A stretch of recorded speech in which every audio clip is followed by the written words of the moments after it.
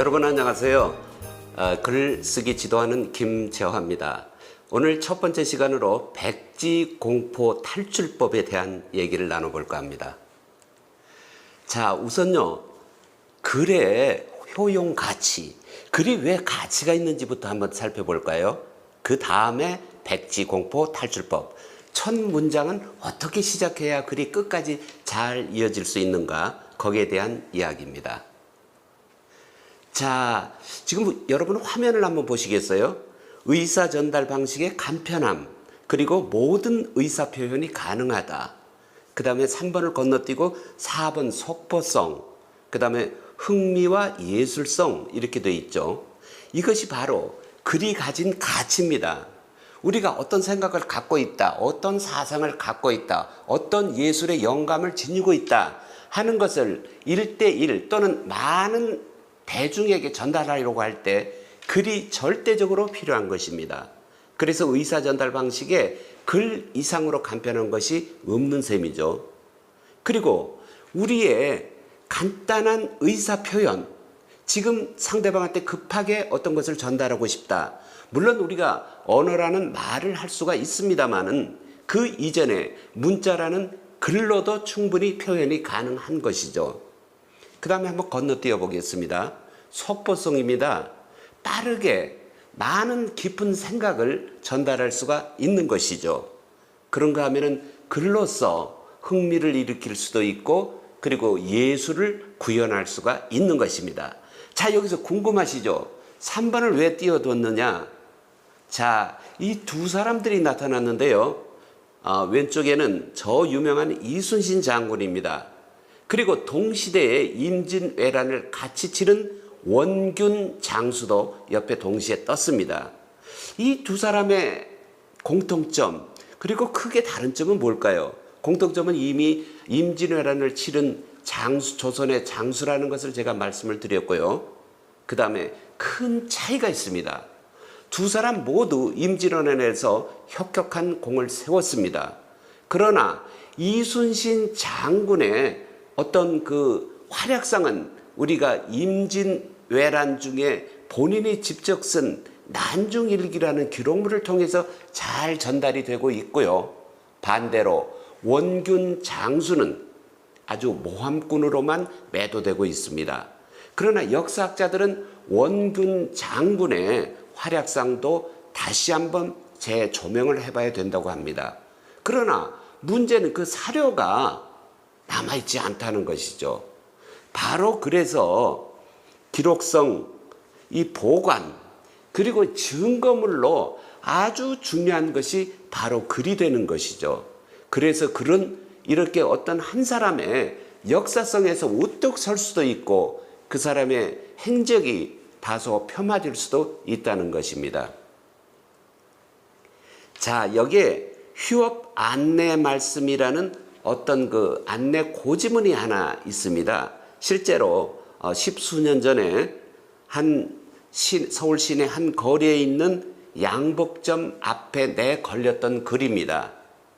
저희 양복점은 8월 15일에 다시 문을 엽니다로 시작해서 더욱 싱그러운 마음으로 고객님을 뵙겠습니다. 이런 자신들의 점포 안에 무슨 사정이 있다. 그리고 직원들을 충분히 쉬게 하지 못했는데 이번 기회에 한 달의 휴가를 주겠다. 이런 뜻을 담은 안내문입니다. 많은 그 이용자들이 길거리를 지나가다가 보고 그 양복점을 새롭게 생각한 것입니다. 아, 저분들이 우리를 위해서 내부 시설을 잘 단장을 하는 모양이구나. 그리고 열심히 일한 직원들에게 이 더운 여름에 긴 휴가를 보내주는 모양이구나.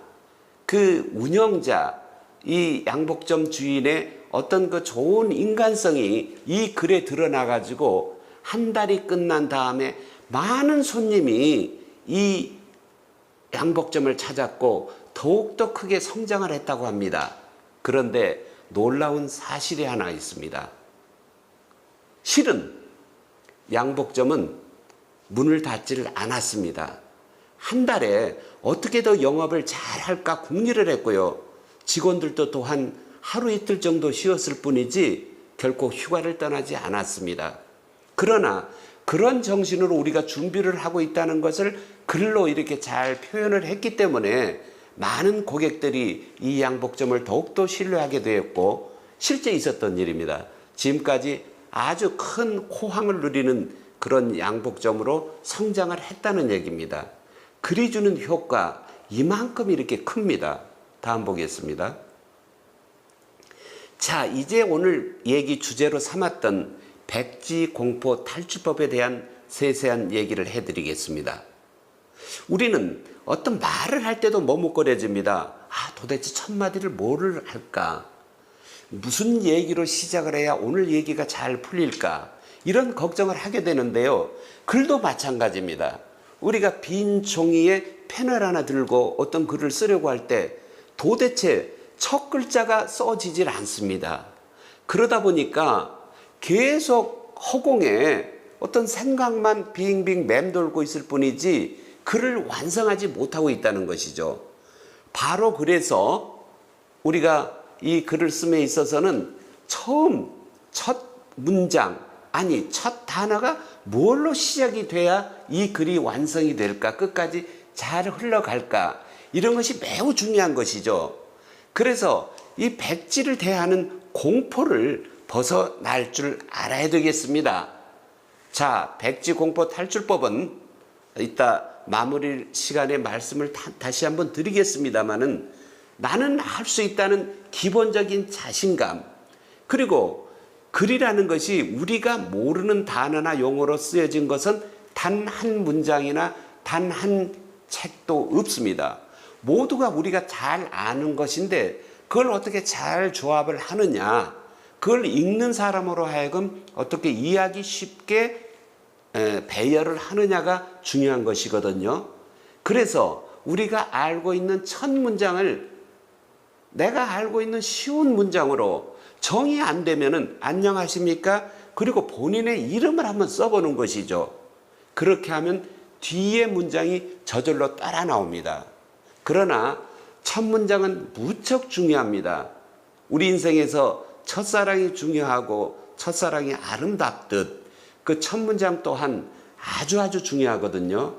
유명한 첫 문장 몇 가지를 한번 살펴보겠습니다. 인상적으로 꼽히는 첫 문장들을 했는데요. 버려진 섬마다 꽃이 피었다. 이 소설은 이 짧은 이 한 줄 문장으로 시작을 합니다. 바로 저 유명한 김훈의 소설가 김훈 선생의 칼의 노래가 시작되는 소설의 첫 문장입니다. 자, 이 짧은 글에 버려진 섬에 꽃이 피었다. 별 커다란 어떤 문제 제기를 아직 하지를 않고 있습니다만은 그 글을 읽는 대하는 사람들로 하여금 어떤 섬이 하나 떠오르고 그 다음에 꽃이 핀 걸로 봐서 봄이나 여름쯤이 되겠다라는 계절에 대한 유추, 짐작을 해볼 수가 있는 것이죠. 이렇게 시작된 문장이 저 유명한 임진왜란을 다룬 버려진 섬마다 꽃이 피었다가 바로 그 칼의 노래로 완성돼서 엄청나게 인기를 끈 아주 명문장으로 이루어진 소설로 탄생하게 된 것이죠. 자, 다음 문장입니다. 사람들은 아버지를 난장이라고 불렀다. 이 문장 또한 어느 소설의 첫 문장입니다. 자, 생각해 보세요. 이 문장을 우리가 욕심을 낸다면은 아주 좀 복잡하게 쓰고 싶어질 겁니다.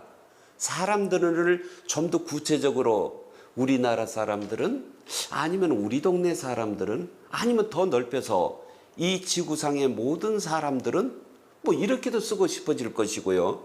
아버지를, 거기에 어떤 아버지인가, 나의 아버지 또는 우리 아버지라는 그 아버지의 위치를 설명하고 싶을 수도 있을 거고요. 그 다음에 난장이라는 어떤 그 신체 장애를 가진 사람의 표현이 나오는데 이 글 또한 달리 설명을 하고 싶을 수가 있었을 겁니다. 앞에 사람들은 우리 아버지를 신체 장애를 빗대서 키가 작다는 뜻으로 난장이라고 모두 불렀다. 이렇게도 쓸 수 있을 것입니다. 그러나 이런 문장에는 바로 군 사립, 군 더덕이가 붙어 있어서 그렇게 대하기가 썩 가볍고 산뜻하게 느껴지지를 않습니다. 그래서 이 유명한 소설가는, 이 명문장가는 바로 우리가 익히 아는 아주 쉬운 말로 사람들은 아버지를 난장이라고 불렀다. 이렇게 짧게 시작을 하면서 이 소설을 이끌어갑니다. 짐작하십니까? 네, 좀 오래전에 쓰여진 소설이죠. 조세희의 난장이가 쏘아올린 작은 공, 우리가 흔히 줄여서 난쏘공으로 불리는 아주 유명한 소설이죠. 지금까지 많은 사람들이 세대를 불문하고 즐겨 찾는 명작 스테디셀러가 되고 있습니다. 또 하나 문장을 보겠습니다. 그에게서는 언제나 비누 냄새가 났다. 자, 여기서 짐작이 갑니다. 이 문장 또한 아주 짧습니다. 그에게서는, 어떤 한 특정한 사람에게서는 언제, 늘, 언제나 비누 냄새가 났다. 어떤 냄새? 비누 냄새죠. 자, 이 문장을 우리가 욕심을 부린다면은 격가지가 또 많이 붙게 될 겁니다. 거기에다 온갖 형용사나 부사를 붙이고 싶어질 거예요. 그러나 글을 잘 쓰는 사람들은 오히려 이 글을 마치 다이어트해서 날씬해진 사람의 몸매처럼 이렇게 군사를 전혀 붙이지 않고 꼭 할 말만 한 거예요. 그러니까 우리가 첫 문장을 쓰려고 할 때 이 소설의 문구에서 볼 수 있듯이, 아, 뭘 장황하게 늘어놓지 않아도 되는구나. 그리고 나하고 동떨어진 아주 특별한 용어가 되어 나오는 것도 아니구나 라는 것을 깨달을 수 있을 것입니다. 익히 잘 아는, 우리가 흔히 대하는, 책에서도 많이 읽었고 그리고 오늘도 내 입에서 나오고 또 다른 사람 입에서도 나오는 말, 그래서 흔히 주고받는 이야기들로만 구성이 되어 있습니다. 자, 이 소설은 역시 다소 오래된 소설입니다만은 강신재 씨라는 소설가가 쓴 젊은 느티나무라는 아주 유명한 연애 소설의 첫 문장으로 글쓰기 공부를 하는 사람들이 바로 이 연애 소설을 꼭 처음에 읽기 마련입니다. 아주 아름다운, 쉬운 문장으로 아주 아름다운 것을 표현하고 있거든요. 다음 문장입니다. 어머니, 이 배지를 떼주세요. 자, 이것은 어느 시어 같기도 하고 소설의 첫 문장 같기도 하는데 그렇지는 않습니다. 바로 노래 가사고요. 우리한테 아주 익숙한 노래는 아닙니다. 팝송이기 때문이죠. 저 유명한 팝 가수 밥 딜런이 평화를 갈구하면서 부른 Knocking on Heaven's Door라는 그 노래의 첫 구절이 바로 이렇게 시작을 합니다. 어머니를 찾는다. 이것은 어떤 아련함을 상징하기도 하고 아주 긴박한, 그러면서도 애틋한 어떤 그런 염원이 들어있는 상징이 되는 것입니다. 그래서 우리가 늘상 대하는 쉬운 말이지만은 이 어머니를 등장하면서 이 배지를 떼주세요 라고 얘기한 사회의 나쁜 인습에서 벗어나서 우리 모두가 함께 평화롭게 살자는 그런 뜻을 담은 노래인데, 바로 이 첫 구절들이 공통점이 한번 보세요. 모두들 아주 쉬운 문장들이고 문장들이 모두 짧습니다. 그렇기 때문에 첫 문장이 그렇게 요란할 필요가 없다, 화려한 장식을 달 필요도 없다라는 것을 깨달으셨을 것입니다. 자, 이번에는요, 백지공포 탈출법이라고 해서 좀 더 본격적인 얘기를 해보겠습니다. 어떤 글을 쓸 때 왜 안 써지냐고 하면은요, 우리가 어려운 사실을 멋지게 쓰려는 그런 부담감 때문에 그렇거든요. 그래서 글을 소재로 삼을 것이기도 한데, 우선은 내가 직접 한 일, 그 다음에는 내가 봤던 일, 그 다음에는 내가 들었던 일, 그 다음에는 내가 짐작해 볼 수 있는 일의 순서로 쓰게 되면은 그 글에 대한 스스로 신뢰가 생기는 것입니다. 그리고 또 하나, 첫 문장이 중요하다고 했습니다마는 그것이 전부는 아니니까요. 혹 첫 걸음을 잘못됐다고 하더라도 두 번째 걸음에서 신체를 바로 잡으면 되는 것처럼 두 번째 문장에서 얼마든지 첫 문장의 미비점을 보완할 수가 있습니다. 그리고 또한 주어를 한번 빼보는 것도 중요합니다. 사람들은 이 말 자체도 모두들 우리 아버지를 난장이라고 불렀다. 여기에서 사람들은, 세상 사람들은, 동네 사람들은 이런 주어를 빼고 우리 아버지를 난장이라고 불렀다. 이런 식의 문장으로도 과감히 한번 들어가 보는 것이기도 합니다. 좀 더 짧게는 아버지를 난장이라고 불렀다. 그러면 이제 그 다음 문장에서 설명을 하면 되는 것이죠. 여기서 빠진 주어를 다음 문장에서 오히려 더 설명을 함으로써 이 문장이 힘을 얻게 되는 것입니다. 그리고 글이라는 것이요, 내가 알고 있는 모든 것을 늘어놓는 것은 아닙니다. 봤던 거, 들었던 거, 또는 읽었던 거 중에서 좋다 싶으면은 그것을 인용을 함으로써 그것을 내 것으로 만드는 것이죠. 이렇게 하는 것이 바로 글쓰기가 철학적 삶의 의미나 존재에 대한 가치를 밝혀주는 것이기는 하나 그것이 유일한 방법은 아니라는 것이죠. 또 다른 방법으로도 얼마든지 우리의 삶을 얘기할 수 있으니까 글에 대한 너무 어렵고 두려운 마음을 좀 버리시기 바랍니다. 좀 아래로 내려가 보겠습니다. 정보와 정보 매체의 홍수를 이루고 있는 것이 현대 사회입니다. 방송이 있죠, 신문이 있죠. 컴퓨터를 켜면 얼마든지 인터넷 서핑을 하면서 많은 정보를 대할 수가 있죠. 그리고 우리가 서로 주고받는 SNS 또는 영화나 책 등에서 많은 정보를 얻을 수가 있거든요.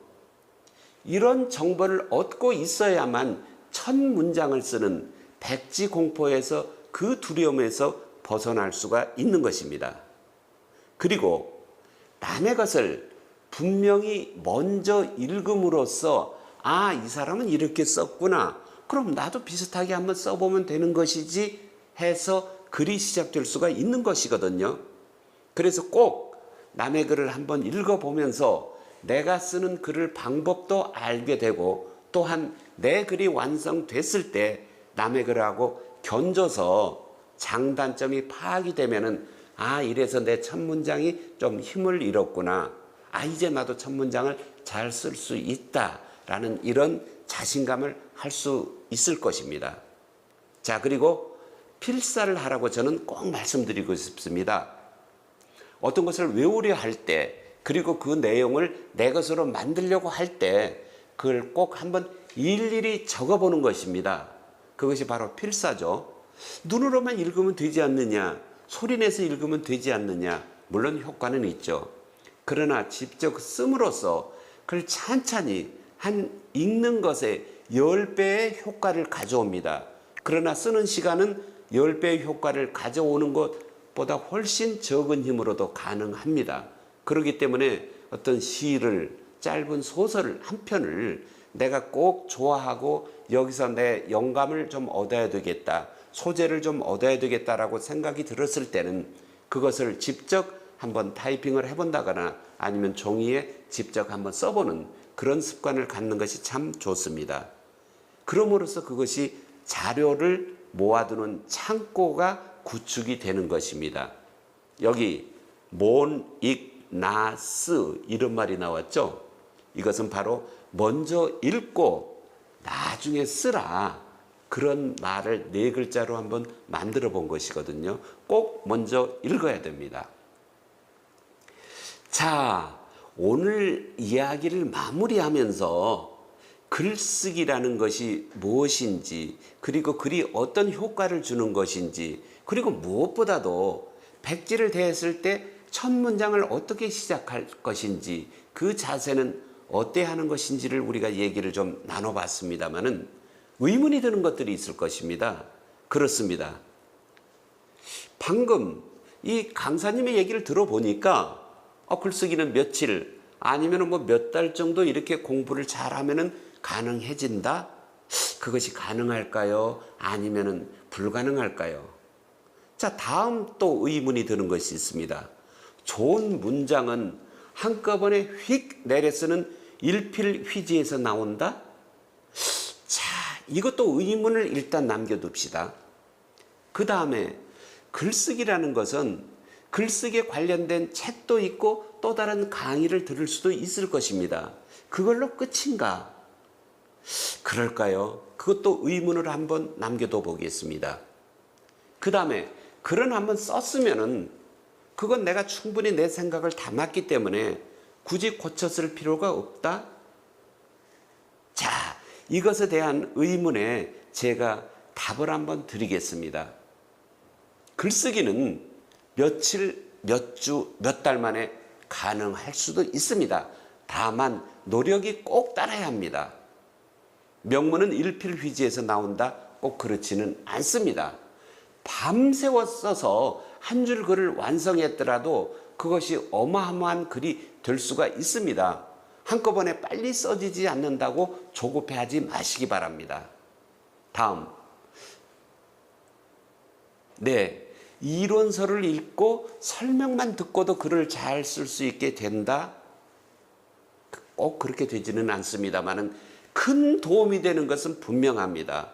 오늘 제 말씀을 듣고 글쓰기라는 것이 나도 가능하구나, 이런 용기와 자신감을 가질 수만 있다 그러면은 이미 우리는 글쓰기 작업의 절반은 들어가 있는 것입니다.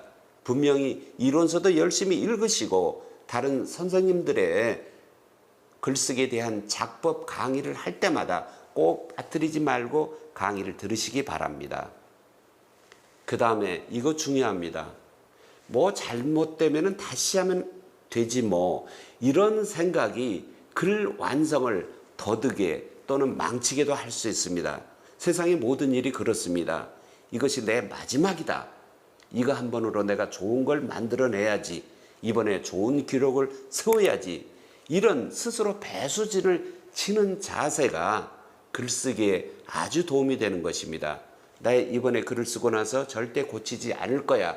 이런 자세를 가지라는 거죠. 물론 글에 있어서는 잘못된 거, 부족한 것을 수정 보완하는 작업은 무엇보다도 아주 중요합니다. 그렇기 때문에 꼭 필요하거든요.